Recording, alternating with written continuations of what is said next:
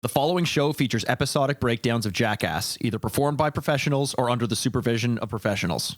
For your safety, avoid listening to this podcast at all times. Hi, I'm Mikey Ehrenworth. I'm Jason Wellwood. And I'm Chris Ehrenworth. Welcome to Jackass.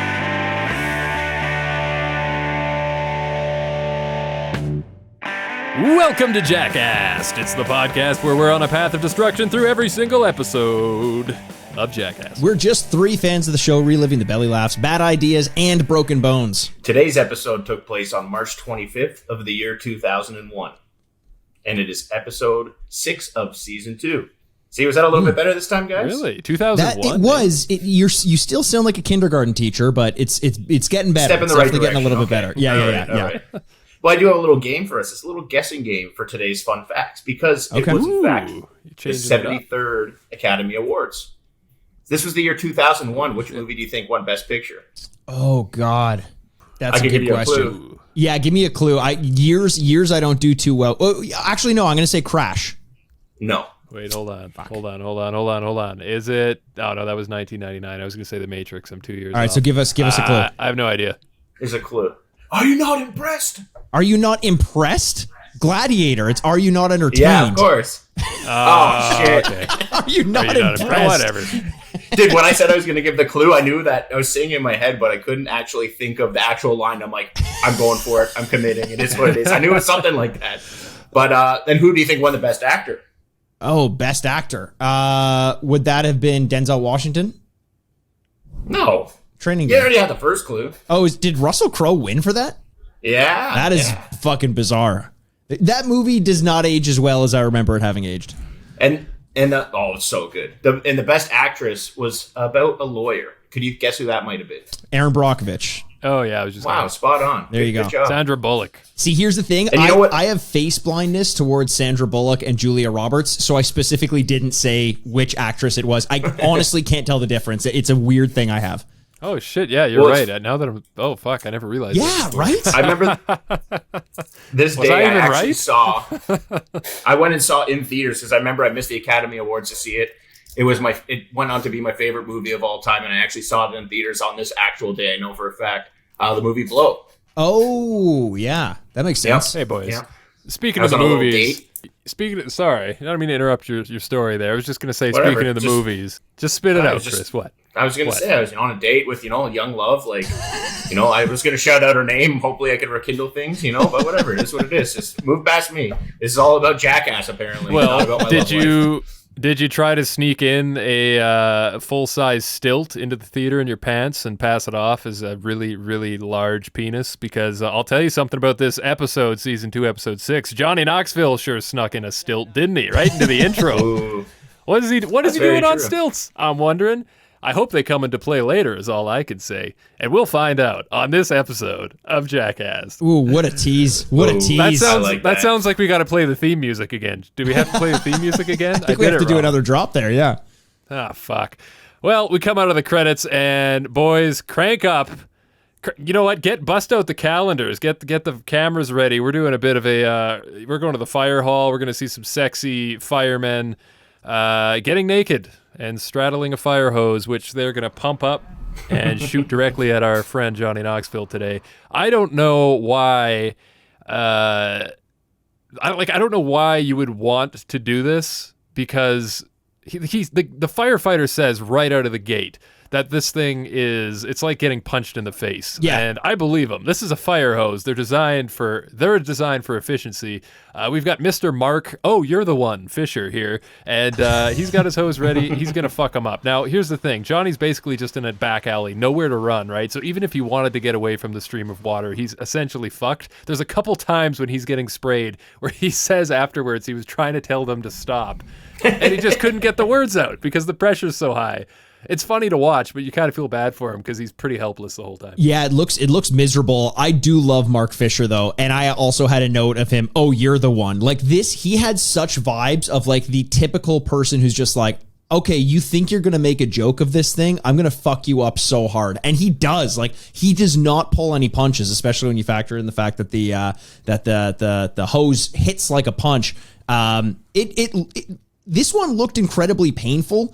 or I thought it was going to be. Johnny just handled it incredibly well. Like, I was very, very surprised he did good. with how long he took it, especially when you see like how badly Jeff Tremaine handles it afterwards. And good on him for standing in the firing line, literally. But it kind of showed how tough Johnny was being this whole time. The best part about this to me was that you could tell it hurt so bad that Johnny was trying to like turn his back towards the water, but the pressure's so high it was literally spinning him forward again. Like he couldn't even stand that way. It would shoot him back and he was getting pelted in the face again. And those firemen, you know, they had this glimmer in their eyes. They were happy New York firefighters. Little did they know 6 months from now, 9/11. Oh, wow. Change their happiness forever. Wait, stop bringing it down, man. Jesus Christ. Listen. They're gonna have tortured. So if you shot this 6 months later, their eyes would have just been full of horror. 1,000-mile stare. Yeah. You know what though? Yeah. There was nothing but joy in these firefighters' eyes. And as Tremaine is standing on the sidelines, telling them, giving them direction on where to aim it. Like when he says, "Get him in the face," without even any hesitation, they're aiming right at his head. They don't give a fuck. It is hilarious because you would think the firefighters would be, you know, trying to be careful, trying to protect them because they know what they're dealing with here, but they're just having a great time with it. And I love seeing that. It was unexpected. I couldn't believe that Tremaine yelled, "Get him in the face." And you're right. The fact that they followed suit, like, where's the safety supervisor? Like, what kind of ragtag fire outlet is this place? Like some budget firefighters from Gangs of New York or some shit. Like, these are the guys who straight out of the show Rescue Me. Yeah, it feels like it. It feels like it. Oh fuck yeah! Trying to show up early to the fires and try to undercut the other firefighters. Yeah. Take credit for their work. Yeah. Did anyone notice how Johnny started off this sketch wearing pants, and the power of the thing turned his pants into shorts? It just, you saw a little shred on the bottom, and then by the time he was on the bicycle and he made that hilarious laugh right before he got pelted, like right before he got pelted by it on the bicycle, but you notice he had shorts. Oh, his pants turned into shorts. Oh, that's so funny. Impact. I did. Speaking of how his shorts evolved, I did love how this stunt evolved. You know, the pain was one thing, but they're like, let's try to get more creative. I think to a varying degree of success. You know, when they're spraying Johnny in the office chair and on the bike and this and that, I kind of expected a little bit more. And you can tell they were reaching a little bit, like maybe they realized it wasn't going to be enough just on its own. But I like the effort. I like that they tried it. To me, the funniest part though was Johnny just getting straight up blasted, and then Jeff Tremaine getting blasted and saying that he thinks his dick may be gone after it. Like, oh my god, yeah, the skateboard destruction. Oh my god, he's on the skateboard for like 2 seconds. As soon as that thing hits him, the board is gone, and he's landed in a very, you know, unfortunate position because he's basically taint to the hose. And I was just thinking as he's getting sprayed, that guy's balls are gonna get fucking hit with that. And like, imagine just getting punched in the balls repeatedly. That's essentially what he just did.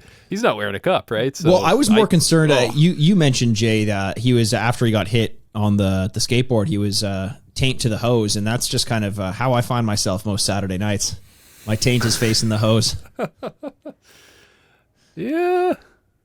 That's pretty good, man. That's pretty good. You took I can tell by the uproarious laughter. Yeah, how good that one was. But you know, I was just trying to envision it. I went for a 3-pointer. You got the rebound, but okay, I'll take it. At the other end of the court, someone slipped on a banana peel, and the crowd was paying attention to that guy, and they missed your, you know, moment of truth. That's all. Well, speaking of 3-pointers, why don't we give this one a pointer out of 10? Doesn't have to be 3 though. It can be whatever we want. Chris? Why don't you start us off? Give us the honors. 8 out of 10. Nice. I loved it. It was funny. They were having a good time. Everything I said before, I got a lot of laughs, and it was simple. 8 out of 10. 8 out of 10. Hey, I want to know, what are newspapers made out of in the year 2001? Because when he was sitting there on that chair and they blasted him, that thing came out in one piece. So much for his pants, but somehow the newspaper survives? That's true. The fuck is that? That's true. This was a lot of fun. I'd give it a solid 7 out of 10. Enjoyed it. Amazing. I'm right there with you, Jam. Giving it a 9 minus 1 for a 7. I was gonna say too soon because it's, you know, the anniversary's coming up, but I also don't want to date this podcast. It's just a black hole. Let's not go there. That's fair. Hey, no, my 911 is not 911. Mine is like 911 is in calling the cops. I please be careful? When we got ketamine Chris over here making comments, I just gotta assume, you know, you guys are related.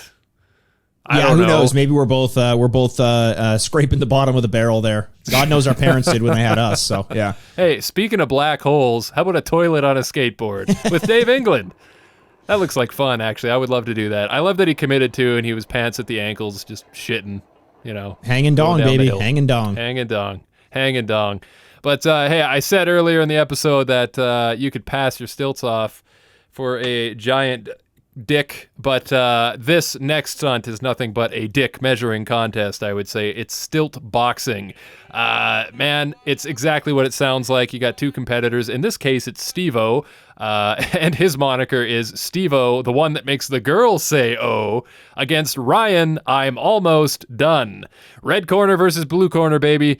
Only one can come out on top. Get your gloves on, step into your stilts, and let's fucking do this. Dunn actually lands the first punch. Mikey, were you surprised to see that? I was actually surprised to see this. And listen, guys, I'm coming around on Ryan Dunn. So this is like we're in his early days of his good stuff. So yes, I was kind of rooting for Steve-O, but not because I was rooting against Ryan Dunn. It's because Steve-O's like a circus performer. Like he should have this one in the bag. I don't know how he's letting Ryan Dunn land a single thing. But Dunn clearly gets the better of him in this one. And it's impressive though, because you would think like early Ryan Dunn would throw a couple punches, fall once, and then maybe pretend that he broke his leg or something, or like scratched himself and be like, I can't do it, I broke my tailbone, whatever.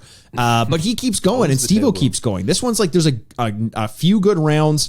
I would say though that the biggest distraction of this one to me, and it's kind of similar to human bowling, Deco is, I know we love Deco, but his performances as the announcer have been a little bit tried, I think. They haven't really gotten me there. I really like this one with him. I thought he was spot on. I thought he was hilarious. I thought he played the part perfectly for this one. The last one's not so much, but I'm kind of surprised he said that. Fair. He had a couple moments that were funny, for sure. Yeah, I still had my money on Steve-O. Actually, you know what? I want to go back to that for a second. When was the last time in a stunt we saw Deco get hurt? Is this just a point in Jackass where he's like, guys, I'll show up, I'll do an impression, I'll announce something, but I'm not getting myself hurt anymore? Yeah. He's a hype man. That's what he is. I don't think he's there to get hurt. Because he was in CKY though. In CKY, he would, he'd be in the shopping carts and things like that. It's like he's almost been like, no, I've been there, I've seen it. I'm going to step back a little bit. Which, good for him. He made the call. That's his prerogative. Maybe he's got ruptured discs. Like Chris. Well, I couldn't believe that. Like number one, like you're saying, I thought Steve-O would be a shoo-in. Like you could tell though he has his balance. Certain circumstances, he was able to kind of juke away and do certain things. But what I was thinking about the whole time is this is so much more dangerous than people realize. Oh, yeah. Like if someone did connect, it's if you're standing on your own 2 feet and someone knocks you out and you fall awkwardly, you could easily die. People don't realize that. Add stilts to the equation. I'm happy that no one fully got knocked out, because that could have been a very, very bad fall. It could have been bad. I do think though that like it's kind of like fighting in hockey. Like you don't have your feet, so it's really hard to land a powerful punch. And if you notice, Jay, I know you would have picked up on this, Mr. Soundmaster that you are. I was going to mention the sound. In the sound effects do a lot to add power it's some to the ASMR shit. Yeah. But not just the punches though, Mikey. You're right. They dubbed in some punches, but what I really enjoyed was the squeaking of the stilts in between punches. Oh, that is some ASMR amazing. shit right there. Go back and listen to that. It's strangely relaxing and comforting. Jay, Don't know why. as an audio file, ASMR, tell us what it stands for. I don't fucking know, and I don't care. Because ASMR videos are fucking stupid. Yeah, I said it. Oh, I can't believe people make money on YouTube doing that shit. Chris, you know it, and I know it. He is just protesting a little bit too much on this one. Jay, the reason... Okay, I have a channel that's just all fart sounds. What do you want? Put a microphone in my ass, and I eat a lot of chili, and I just go to town. I knew it. So sound effects and stilts aside, and maybe some soft punches. The crowd... if you want... Sorry. Yeah. Probably not important. I don't know why I'm expanding on this idea here. Maybe just because it's so profound. But best microphone to put in your ass, if you have to, is a shotgun microphone. Whoa. It's skinny, so if you're new to it, you can judge you know, you don't have to gape, but you also have a lot of length. So you know, if you're liking the experience, you got a ways to go. You know, you got a lot of ways up the pole to go. I find something like a dynamic microphone, like your standard, you know, stage mic. Yeah. The ball on the end is just too much right out of the gate. Then by the time you get it all the way in there, it's just, you know, too skinny. The pleasures are gone. So Jay, I can't believe you derailed this to tell me something that clearly I already know. Clearly, I already know that the microphone you want to start with is the shotgun mic up the at. Like, as though I haven't done this before. A little bit. As though I haven't done any of this. Come on, look at my face. You think I'm the guy who isn't lonely enough to test a microphone here and there? Yeah, but have you ever tried a wireless mic? I have one in there that hasn't come out since 2004. Yeah, when did they first? Ran out of batteries 10 years ago. It's like the Mars rover. Every so often you get a signal from it and it goes live out of nowhere.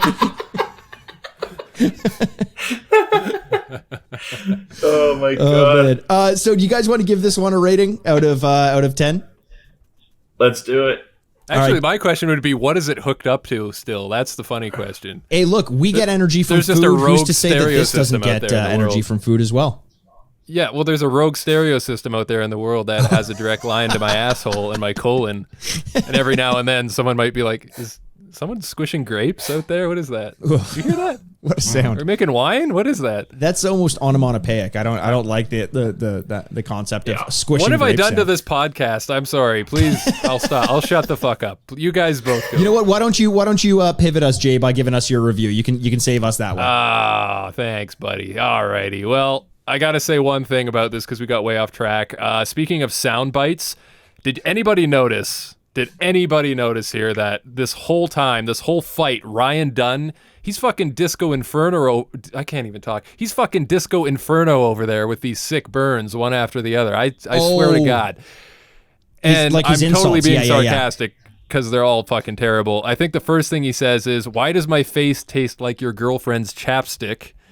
And in round 4, he opens it up with, your dad's got a big package. Ryan Dunn, you got to work on your trash talk. But Yeah, it's the worst part about it is he clearly would have had to think about this beforehand because he starts the round with a new little quip every time, and they suck. They really suck. Mm-hmm. Yeah, it's bad. It's bad. But hey, speaking of things that are bad, I don't think this is like a top-tier Jackass stunt or sketch. I would say, for me personally, I just enjoyed the sound effects, man. I know that sounds really fucking stupid, but there was a lot of silliness going on. But the boxing itself, didn't do it for me. The reactions, though, one thing we didn't mention is they get everybody on camera after to say who they thought should have won.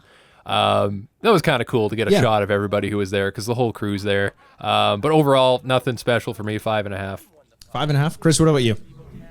I'm going with a 6 out of 10. Nice. Yeah, I'm there as well. I'm 6 out of 10 on this one. Just didn't do much beyond the premise. I only like that people were having fun with it. There you go. And speaking of having lots of fun, this is the exact opposite of that. I would never. I think one of the things that I think would just be a terrible fucking experience is to find yourself unironically in a straitjacket. Oh, would my you boys God. agree with that?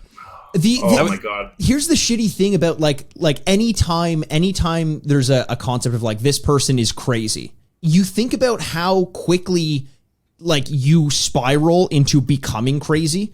It's, you know, we talk about all the time on my other podcast, The Retrograde, where it's like as soon as you say I'm not crazy, immediately you're crazy. And as soon as someone tells you you're crazy, you start like you there's no way to act normal after that. And if you're in a straitjacket and you get that weird panicky claustrophobia and you're trying to like tear that off, no thank you. No thank you. When I was a kid, like it was like around Halloween, and my mom got like a Popeye the Sailor costume. Oh my god. And I tried to put it on, and I got stuck in it, and I fucking lost my mind. Like I was like, it was the biggest moment of panic I've ever had at that point. They're all laughing so hard. I'm like, get this fucking thing off me. And I know Mikey, everyone in the family always laughs about that every time. Yeah, because you were wearing a fucking Popeye costume, Chris. It like, how could we not laugh? We should say though, the reason we're talking about straitjackets is because the upcoming sketch is Bam dressed as a patient from a mental institution escaping from a van.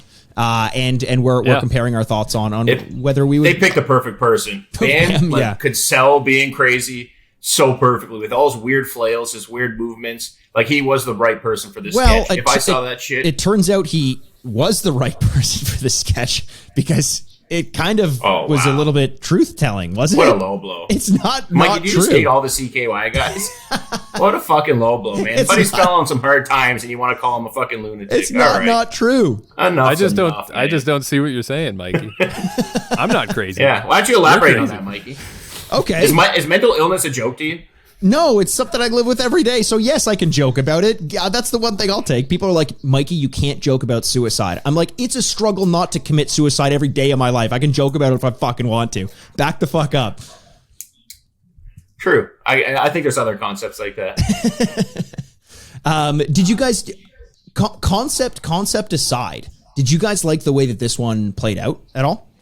Yeah, I did. Oh, really? I thought the dad, when he walks out, Oh, that was he just good. quickly That was good. closes the door on the kids. Then you see the lady around after being like, you get the gossip people, and it's probably a small town. So as much as maybe there could have been some more interactions, I felt they got quality out of the ones that they did do. It wasn't over the top, and it seemed like realistic. It wasn't like, it was very obvious that the people really thought this was actually going on, opposed to an over-the-top prank. So I kind of like that. Well, the dad who goes to his kid and just totally. like whispers, like, get in the car. Like immediately, just get in the car. It's so good. Yeah, man. Dude, if I lived in a small town, I'd be back at my house so fast, sitting with my shotgun, waiting until I heard on the news on my little AM radio until I found out that the lunatic was back in the loony bin.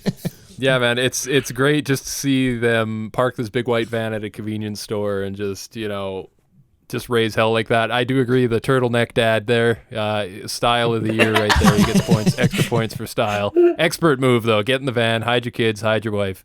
That's a fucking old reference. God, I feel way out of touch. They raping everybody out here. Well, of course you like it. You're old. You're older than I am. We are old on this. That's why we know Jackass. I got to entertain the kids. We got to bring the kids into this shit. Exactly. I like the high production values. They have Crazy Train as a song in this. That's pretty big. That's Jackass becoming big, right? They must have spent some money. They had to have spent some money. Yeah. So let's spend some rating dollars on this one out of 10. What are you gonna? Let's say you have $10 to spend on a sketch. How many of those $10 are you gonna lay down on this one? I refuse to partake in your weird analogy. Fuck you. I'm giving it a 6.9 out of 10, and not dollars. A 6.9 rating points out of 10. Chris taking a stand here on the Jackass. Yeah, I just had to fuck with Mikey. He comes up with a good idea. I got to shoot him down. That's Chris, notorious improv partner. Just shutting you down. Yeah, pretty much. I don't know if I got to give it a rating. It was all right. I like the concept. But is it just me, or does this feel like one of those things that they could have did more with, and I feel like they kind of didn't think it through all the way? Because kind of felt like that. So for that, I'll probably I'm not going to go higher than 5. 5's my number. I'm going even one lower than that. I'm going a 4. I think this one had so much potential and a couple good reactions, but not as a result of the sketch being that great or them leaning into it. It just kind of was what it was, and it fell a bit flat to me. Speaking of falling flat, you better duck and cover, because Steve-O's about to get run over by an airboat. God damn. And this was weird because I had to rewind this. It happens so fucking fast. He backflips into the water. He's in the water. The boat goes over him, and on the way you hear him bump his head. But it feels like it takes 2 seconds. Because he just kind of, there's Steve-O, and then boat comes, boop, he's gone. And then he emerges on the other side, and it's like, well, that was it? That's the stunt? It's crazy that he did emerge on the other side, though. This one was fucking That seems bonkers. gutsy. I wouldn't even go like they in got the a water prop, in the though, first right? place. In the water. No. That's a stunt in itself. Yeah. You're in the freaking Everglades there, clearly. Like, there's crocodiles, or no, alligators. They don't have crocodiles out there, but like turtles and snakes. Fucking snakes, man. But, if it was a prop crazy. in the water, though, what would have happened? It would have been backflipping in the water. Steve-O smiles, bumps his head, red cloud of mist out the back of the boat. That would have been the sketch. So luckily they did it. With really fuck with the tourists in the boat. That would have been hilarious. They actually pranked the people in the boat. Yeah, I think that's a good idea, Chid. Yeah, thank you. I'm 20 years too late, but thank you. All right, boys. Well, moving on, though, we've got more Jackass to cover here. This is Something that I had high hopes for. It's blindfolded skateboarding with Danger Ehren. Not to say that it's bad, but I think it gets off to a bit of a slow start. So it's pretty self-explanatory. And you've really got to watch out when you're blindfolded skateboarding because grass and leaves are now a serious hazard, apparently. That took him out within a couple seconds. The thing I like about this is he's crawling around on his hands and knees trying to find the deck and, no peekies, of course, and they're giving him directions. Go straight, Ehren, straight. He starts to trust the crew. Next thing you know, they're telling him to go straight ahead on run number 2 into a sewer grate, which he bails on. But I think the next part of it is where it really ramps up. Chris, Pun intended. Pun intended. Chris, you're a skater, so when Danger Ehren got up on the top of this vert ramp and he said, this is a vert ramp that has 4 feet of vert, that's not how you say it, is it? It looked like more than 4 feet to me. Is that how you say that, though? Is that like... No. That sounded pretty like broken skater English to me when he said, I'm going to drop into this ramp with 4 feet of vert, I've never even heard them refer to that, but when I seen him at the top of that is just... Like, I couldn't give anybody more credit for having the balls to do something like that. That is, like, if you're woken up in the middle of the night and your eyes haven't fully adjusted and you have to go to the bathroom and it's so scary just walking. Imagine dropping off a fucking vert ramp. I could not believe he did that. I have him all the credit in the world for that. Especially after, like, right off the jump. They sewered him, literally. They made him hit the sewer. And the trust was gone and he decides to keep on going. Like, it depends how you look at this. I thought it was pretty impressive, but... Just I couldn't imagine doing this. A lot of credit to him for this one. This one felt like it could have been so good. This one felt like it could have been one of the best. Like there's comedy in it. The concept's hilarious. There's a ton of danger. Then you get a crowd of kids watching, which is fucking hilarious. And Danger's great with the kids. He gets them all to say safety for, like, that's really funny. You know what this always wear protection. Yeah. You know what this is missing? Music. There's no music. There's no track. There's nothing. Like, it feels like there was something missing on the cutting room floor of this one that really did take away a little bit of the overall feel of it. I don't know. It felt like a little bit less fun than it could have been. But otherwise, I had a pretty good time with it. Yeah, totally. I think I'm good to move on if you guys are. I think that with something like this, I appreciate the finale, but like I said, because I feel like it was slow to start, I'm not going to go as high. I'm probably going to go with a 6.9 out of 10 though, because that vert drop was pretty impressive. For, having the guts to do it. So, yeah, I'm gonna go with a straight 7 on this one. I think I like Ehren's guts on it. He just fucking commits to the bit, and it's not him being bullied. He's a part of the team. This one was fun for me. It's a 7. Yeah, I'm going way higher than that. I'm going an 8.5. It was just mind-boggling what he was able to do and having the balls to fully commit to that. You also had the comedy with the kids and making all the jokes. Maybe there could have been some more things, and I'd agree with you, Mikey. Some music might have been nice on there, but just off the sheer fear and danger factor and how well he committed to it, 100%, I got to go an 8.5. Yeah, 8.5 out of 10. I'm glad someone went that high because this is a great one. And this next one is, man, this guy is getting a lot of screen time in the past couple episodes. Preston Lacey joins us once again for the human raft. He's really, he's coming into his own with this I'm becoming inanimate objects thing, because first it was a wrecking ball, then it was a bowling ball, now he's a raft. They've basically taken out a huge roll of that industrial-sized bubble wrap, and they're just wrapping him. But already before the stunt begins, I'm sitting on the edge of my seat kind of going, how long till this guy gets upset about something? Yeah. I'll give him credit. He did pretty good, but already out of the gate, he's like, just roll me over already. Like when they're wrapping him, like he's getting impatient. You can tell. Yeah. He's not having a good time already. But he jumps into the pond, and then it's Wee Man jumping on top of him with a paddle in hand, and he's just rowing him like a boat. And it's actually is pretty a funny visual. Like, it actually surprised me that I started laughing when I saw it the first time. The visual is fucking hilarious. As soon as I saw Wee Man, I said out loud, I said, please let him ride him. Like I was asking, begging for my child's life. Please let him ride him. Like, I was so giddy when Wee Man got onto him. I was like, this is just perfect. I couldn't fucking believe Preston Lacey floated in there. I don't care how much bubble. Like, it blew my mind that this worked. Of all the stunts that Jackass has set up that have just failed arbitrarily and that's become the stunt. I expected him to just go in and sink and the stunt was going to be them trying to get him out before he drowns. But this one ended up just being wholesome and a lot of fun. It worked way better than it had any right to, quite frankly. Yeah. It's funny because we've been going on over the past few episodes about how sick we are. Not how sick, but how boring and dull these Wee Man, Preston kind of interstitial type things have been going. It's been the same type of thing. And just when we're kind of giving up on this one was by far the best one. It was just the visual, like you guys said, it was amazing. Wee Man looked like he fit so perfectly on the situation. It was like meant to be. It was just so happy and jolly. Finally, Preston didn't freak out. It was all great visual. They had the girls in the end at the hot tub, or the mom and the daughter, which was kind of strange to be completely honest. It really, I didn't love that. There. Yeah. I just love this. I just love this one. It was nice to finally get to see a redemption for these two in this type of situation. Yeah. I just like that they tried a variety of positions too. You got doggy style, and then you got Wee Man sitting cowgirl for a while there. And you're right. There's that girl in the hot tub. They just jump in with her and her mom, and this isn't a big hot tub. They're right up in their business. And the strange part is that the mom tells the girl to get on there and ride him. This is the mom saying it to the girl, and she even comments that to the camera. And boys, now we've all been on Pornhub.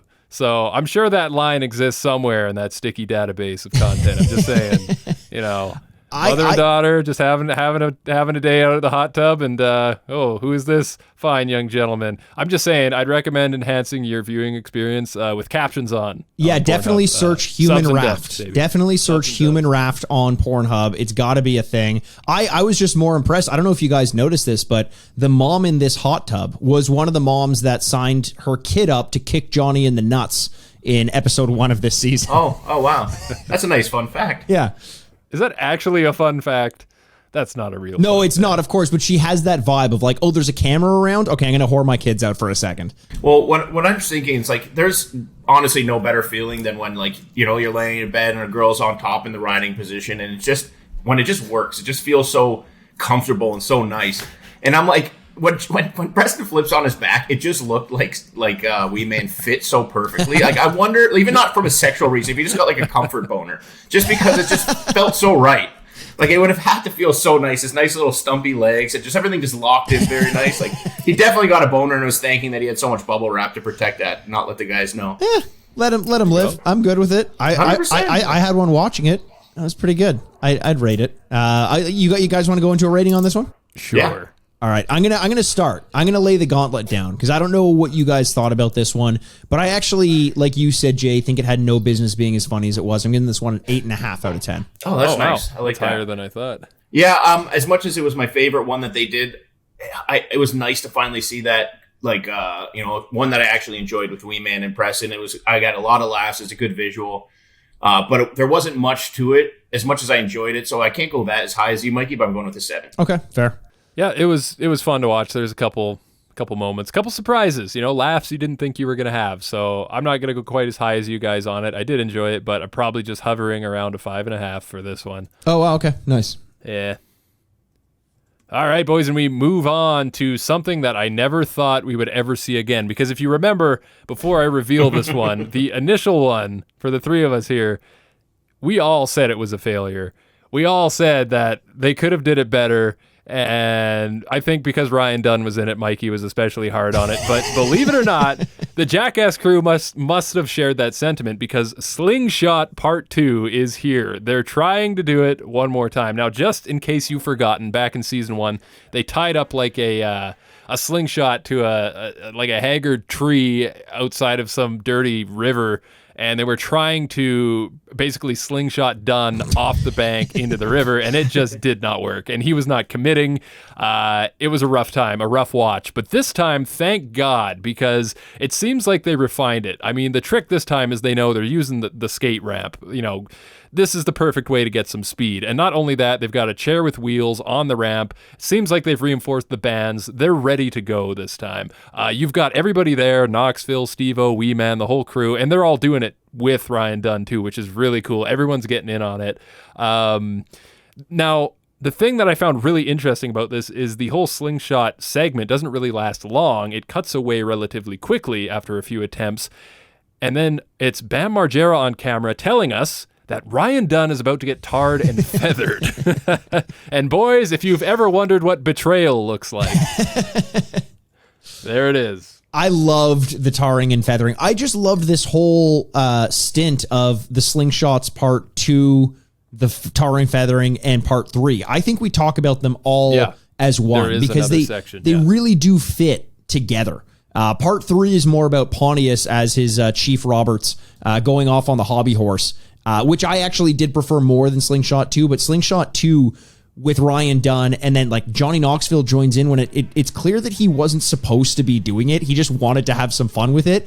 And guys, like, moment of this episode is Wee Man just getting shot into oblivion. He got fucking annihilated on this slingshot. He just got like, it was into the stratosphere. It was really funny to watch him as well. And you know what? At least they got some movement, and they got some positive attempts on this one. Of the guys who took the slingshot, do you guys have a favorite? Yeah, Dunn's commitment at the very beginning was really strong, but Chief Roberts definitely takes the cake. And the thing that I loved the most wasn't necessarily the final product of the slingshot. It was the most Jackass thing ever. It's all the guys using their dumbass brains to try and make some stupid idea work, and they were really committed this time. They tried everything. They're, lean forward. Well, if I lean forward, it's going to be like this. Okay, lean back. Well, then I'm going to flip over this way. And them just trying to work it out, trial and error, like redneck fashion. It was just, it was fun to watch, you know? And Pontius was so eager for it to work. Like he was. Pontius wasn't in this. It was, Pontius was Chief Roberts. No, it was Chief Roberts. Yeah, it's like wrestling, Mikey. You don't. There's like 5 guys that look alike. Hard. Yeah, exactly. It's like when Mick Foley comes out as Mick. One day Mick Foley did Dude Love, Mick Foley, Cactus Jack, and Mankind in the same sketch. Wait, what are you talking about? Those were 3 different people. I don't exactly. That's what I'm saying. That's great. Well, look, Chief Roberts is he's the Geronimo of our era then, and that's what he was yelling as he was going off that slingshot because he really wanted to fucking see that thing work, and he stuck with it in spite of the fact that he took a couple pretty close calls. He had a couple close calls. I think like the amount of attempts they did too, because they did 4 before they really figured out, okay, this is going to be the one. I think attempt 2 was my favorite because right before they launched, Pontius yells, "Wait, let me adjust my wiener," which is great. Like that's going to make a difference, but I love it. And then I don't want to move past completely the tarring and feathering because that was. That was fucking really funny. It was really, really funny. Ryan Dunn, it couldn't have been actual tar. Maybe it was just black paint or something. I don't know. What would that have been? I don't know. But it had a decent amount of stick to it, and he took it like a champ. He looks like a confused seagull or something. Like it's just all that feathers and the tar. It's like he got into. It looks like he got into like a bird fight, and then It's just there's actually a clip in the end credits of him in public, still tarred and feathered, and people are just kind of walking by. I'm like, what the fuck happened to that guy? Yeah, he's in like a convenience store, tarred and feathered, and someone looks at him and he looks at the person like, what? Like I have no idea what's going on. It's great. Like that could have been a sketch in and of itself. I almost like that more than antiquing because it's just so fucking ridiculous. And like, here's the thing: is when you have tar and feathers all over you, if you get upset, it's that much more funny. Like you have to take it like a champ. Otherwise you're just playing into it and you're going to get even more taken advantage of. Yeah. It looks like a good day down at the beach. It does. Do you guys want to give this one a rating out of 10? Let's do it. And this is going to be for Slingshot 2, Tar and Feather, and Slingshot 3 as a package. You can't get one without the other.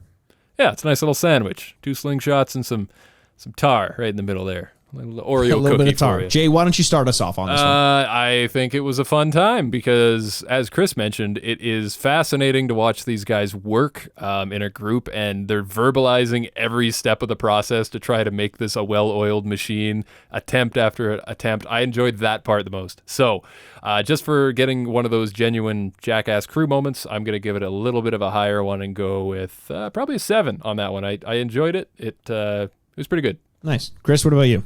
I'm also going with a 7. It had all the things that I liked. It would have been higher if there was some more extravagant crescendo at the end, but 7 out of 10. What? I thought I was so smart there. If there were some more extravagant crescendo, I do believe this one would have been the most fantastic of them all. You're such a fucking hater. I stole the word that you want to use, and now you're all bitter about it. That's exactly what the fuck happened. Grow up. No, grow up. Guys, I think you were just looking for a rising crust pizza at the end. Rising crescendo pizza. Come on. It was a brand of rising crust. Oh, fuck you guys. Fine. That was a good one. That was a good one. Wait, was crescendo actually a brand of pizza? Yeah. Oh, okay. Unfortunately. So that was good. But I'm just, Chris and I are too dumb to pick up on it. But guys, guess what? We're making history here because this doesn't happen very often. Are we? I'm also giving this one a 7. Whoa! Bring up the bells. What is this, a slot machine? And then we got the jackpot because we got 3 7s? Well, actually, I'm sorry to correct you there, Mikey, but actually, if you go back to Jackass Season 1, Episode 5, you will see that in the poo dive, we also gave it a 7 across the board. Ooh. Well, okay, so we didn't make history, but we paid homage to that time that we did make history. So that's pretty substantial. I just wanted to be one of those, nerds. Yeah, fucking Bill Nye the science guy over here pulling up the mathematician fucking statistical analogies. We get those listeners a lot. With all his fucking book learning. There's one thing Chris hates, it's book learning. I know. I don't fucking like it at all. Here's a question, Chris. Does book learning make you angry enough to amputate a man?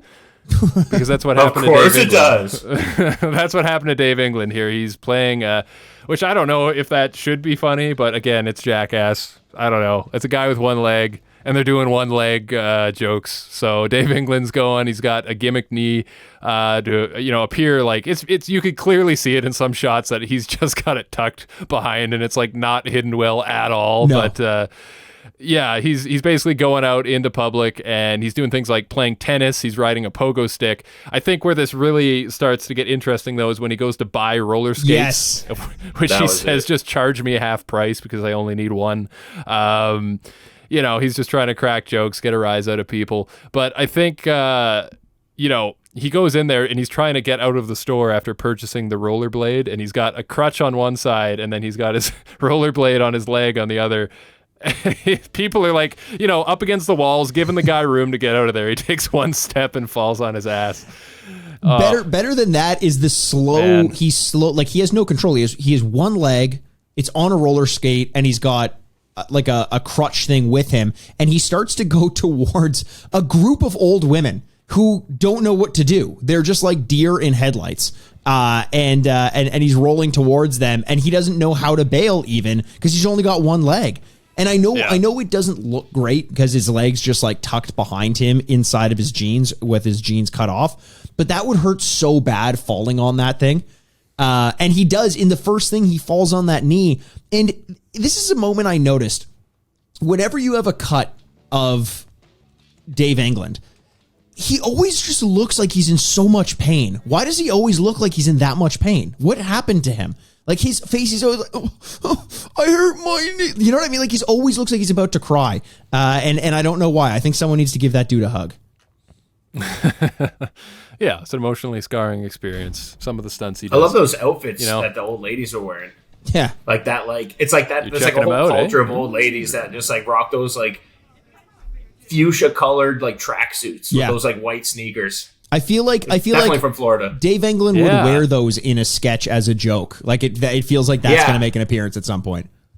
I gotta say though, I think what this sketch was missing was how great would it have been if after Dave England fell over on the sidewalk there in front of the old ladies, if like a real life amputee, a guy with one leg came by and been like, fucking amateur, figure it out already.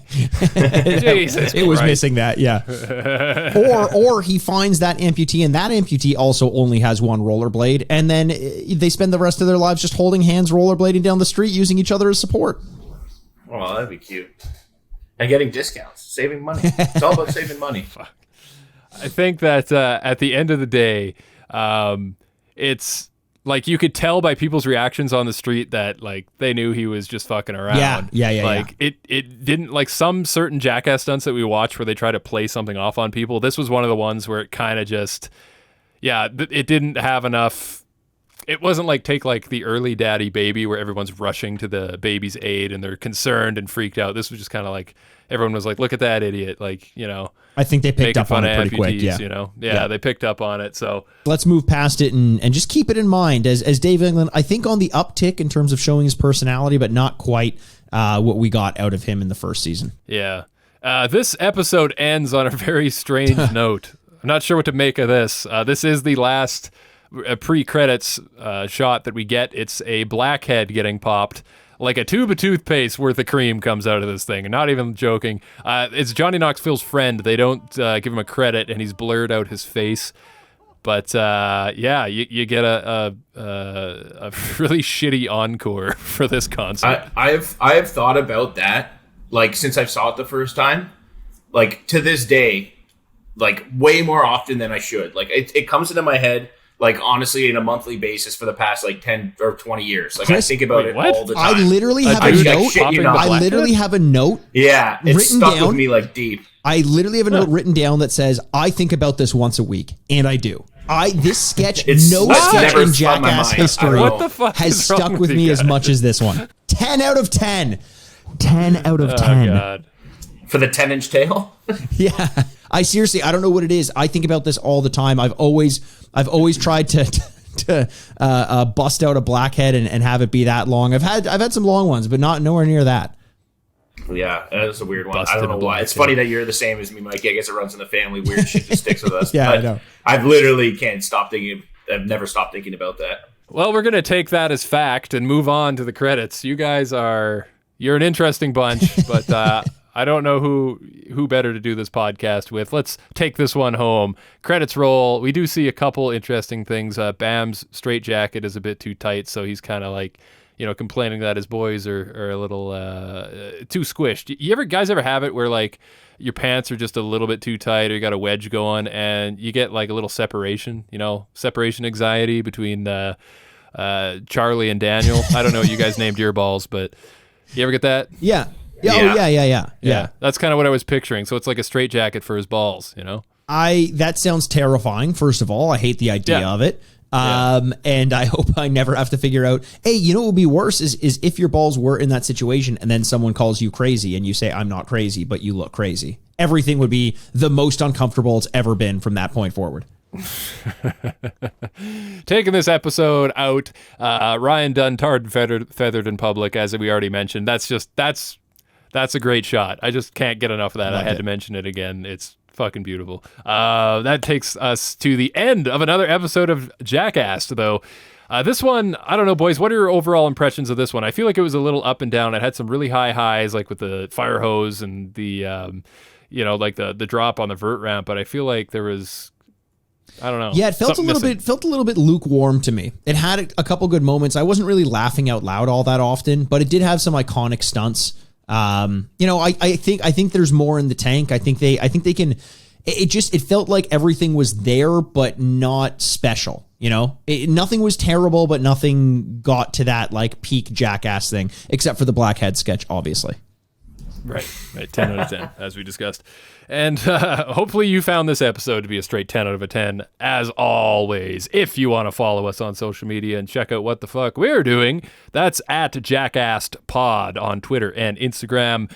We did a question of the week for the first time in the podcast history, and we did get a couple responses. So I think before we take the show away here, let's reveal, just for a refresher here, the question of the week last week was, what is the most nefarious or strange place you've ever taken a number two? Mikey, you had one of our responses on Twitter. You want to start with that one? Yeah, good friend of the show, Ehren Omar, at One More Omar on Twitter. Hit him up. He's always been very vocal and active in our community. He says, at Jackass Pod. That's us. Okay, guys, the setting is Afghanistan. And when I first read that, I'm like, I don't know if I want to read anymore. There's a lot going on there right now, but this is not a political post.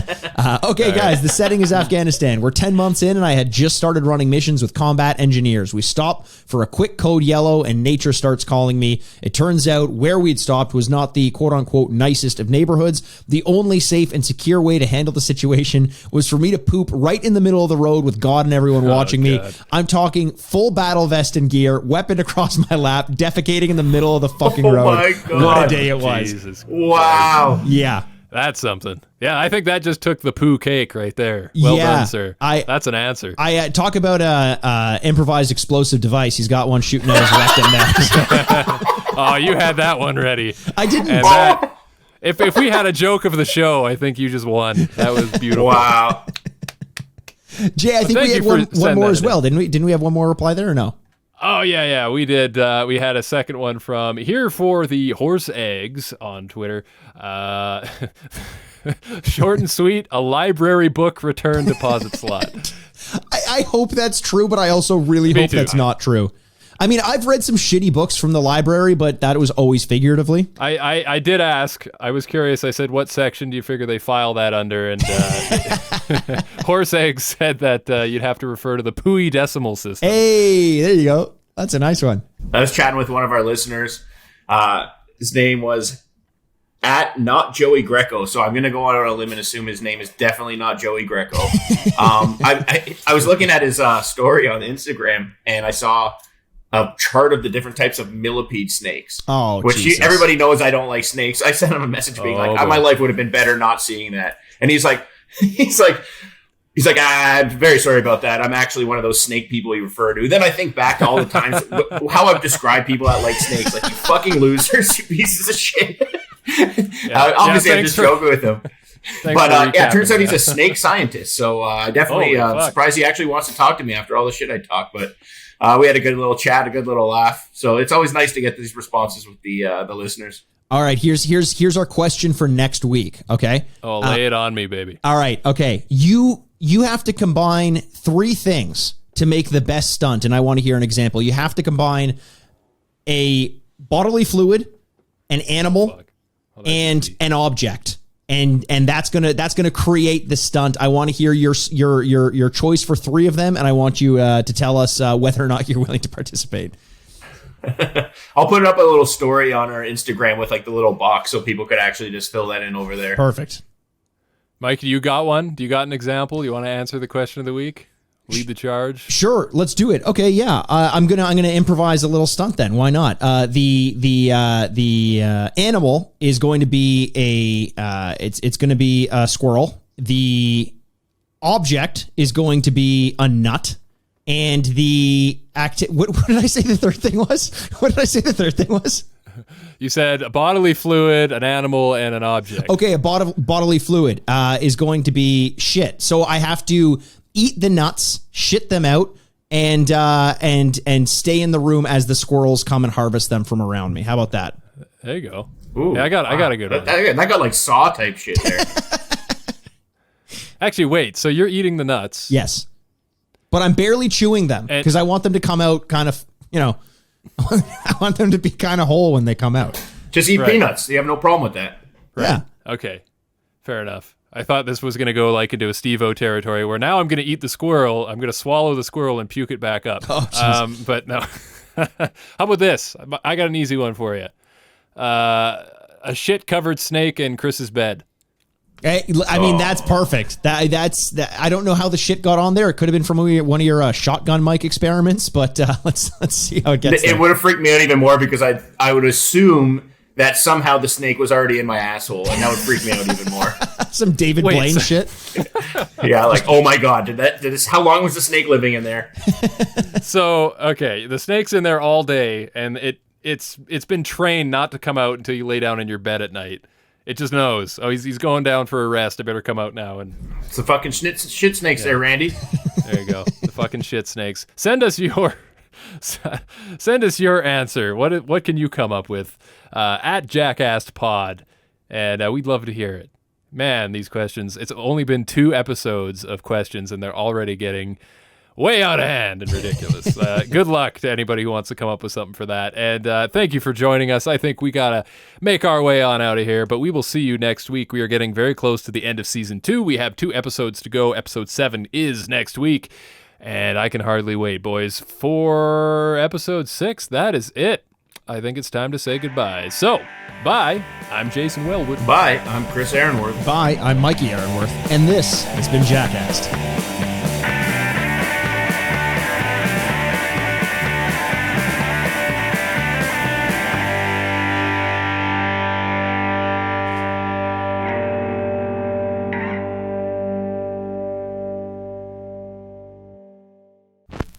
Furnished by Sad Styles Productions. Get into it! This was a Press X for Sound audio production.